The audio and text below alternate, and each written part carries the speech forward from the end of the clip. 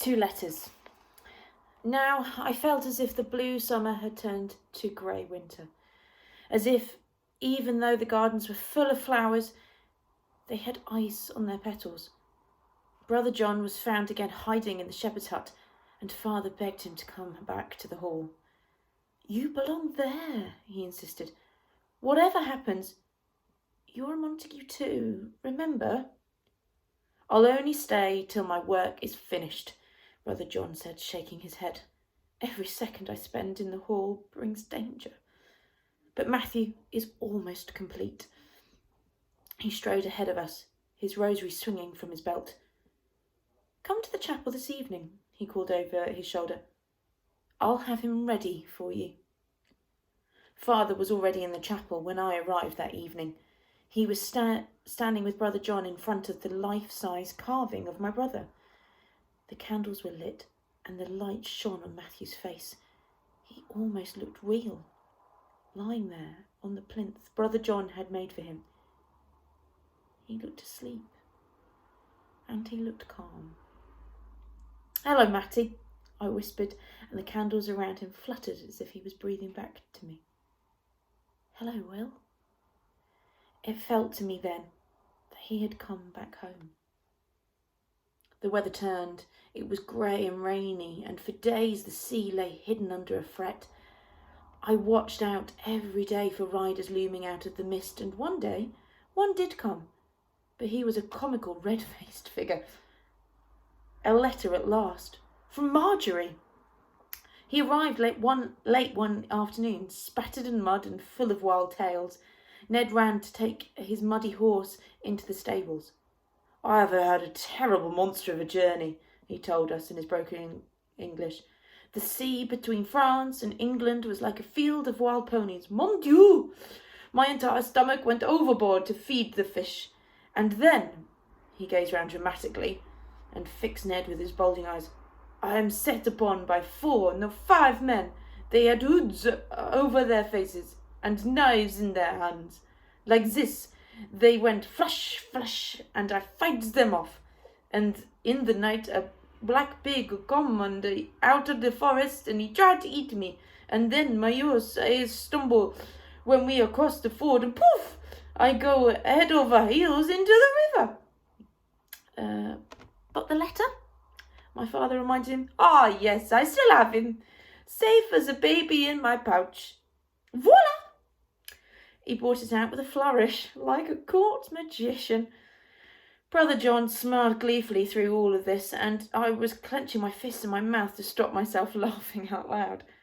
My father was so grateful to the muddy messenger that he gave him a straw pallet in the kitchen instead of the stables, and told him to rest himself before he set off back to Calais. We ran to the window to read the letter in the last of the daylight. I jumped up, trying to snatch it out of my father's hands, but he laughed and held it high above my head in that brief moment. I thought the gap between us was closing at last. But if he was happy that day, I realised, it was nothing to do with me. It was because Marjorie had written home. And after all that, after everything that poor messenger had gone through, even if half of it was true, it was just the briefest of letters. "My dear father and brother, I don't know whether you are still at Montague Hall, but my Aunt Carew has given me permission to write to you there. I think about you often. I am married now. The castle is very grand, and my husband, the Lord Lieutenant, is very important. He looks after it for King Henry. We have many visitors. We all seem to be having a banquet or a ball. I am Lady Richard of Carlisle and Calais, if you please, and with many beautiful gowns to wear and more servants than I know what to do with. Your loving Marjorie." And then, in a scurried scrawl, "I miss home." "I think she's happy," my father said. "It's not a cry for help, is it?" He turned the letter over, looking for more. He was as disappointed as I was.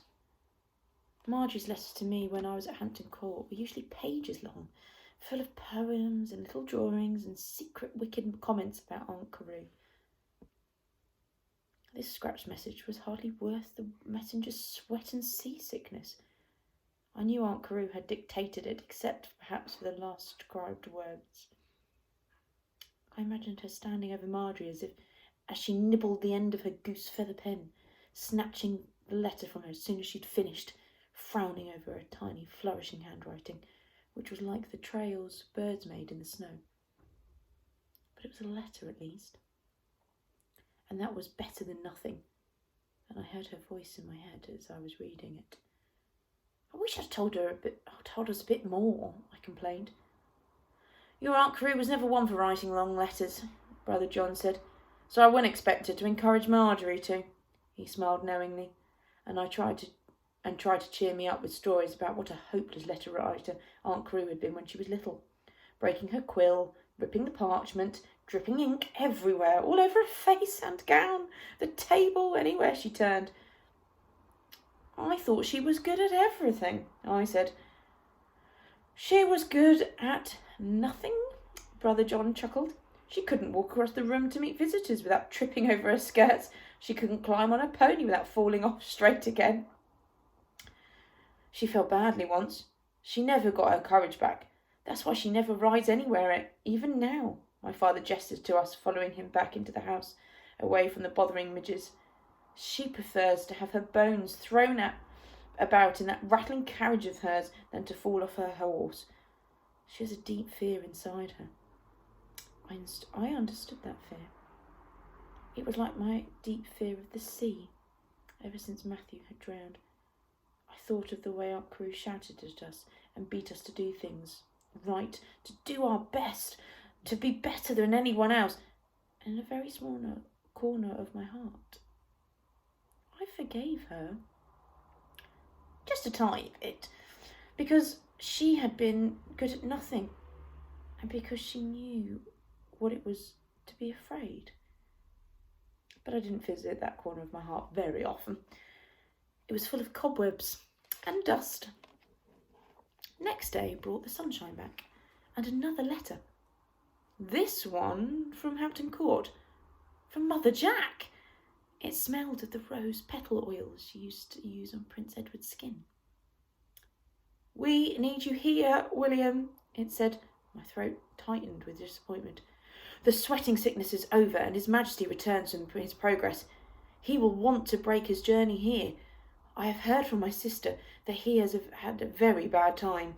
It has rained for a week solid. The fields are awash, the tent's blown down, and all his courtiers and servants up to their thighs in mud. His Majesty travels home in a bad mood and will want to see his son very soon. You must come back, William. So my wonderful summer was over. My walks in the grounds with Brother John, riding with my father, reading in turns to each other in the evenings. At least I had the pleasure of knowing that Percy Howard would have been sleeping in the sodden, flapping tent and splashing his spindly legs with mud. But soon here was no use to me. The sun here was no use to me anymore. I had to go back to court, back to work, back to my cage. I must go too now the sweating sickness is over, my father said. Lord Carew will be travelling back with the king, and he'll be sending for me any day. I've been very lucky to have been able to stay here so long. But you must stay, John, he told his cousin. This is your home now again. And mine is in Hampton Court, I sighed. It's so different there. Aha, I have a riddle for you. Brother John's eyes lit up. I carry my home wherever I go. I live off the land, though my progress is very slow. Easy, I grinned. A snail. And have you ever looked so closely at a snail and seen how perfect and beautiful its home is? Your home goes everywhere with you, William, as long as you don't break the shell. It's in your heart. We could do a drawing of Montague Hall today, and you can keep looking at it so you never forget. You must make our last day very special. Morning prayers in the chapel, then a ride with hunks of bread and cheese in our packs. William, I will be sad to see you go, very sad. But one day soon Please, God, we will meet again. That was the plan. But it was never to be.